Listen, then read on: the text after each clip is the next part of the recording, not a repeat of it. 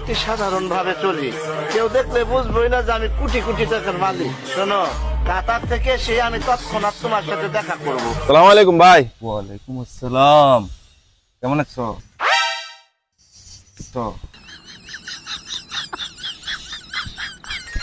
ভাই কি ভাই? গেট আপ তো ভালো হয়েছে। ও ভাইয়া তো এখন ঢাকা থাকি, এটা তো এখন ভালো হবে। এই কতদিন কিনছেন? ও এই তো বিরাট কাই, এগুলোর মরবো কি বুঝবি? দর মনে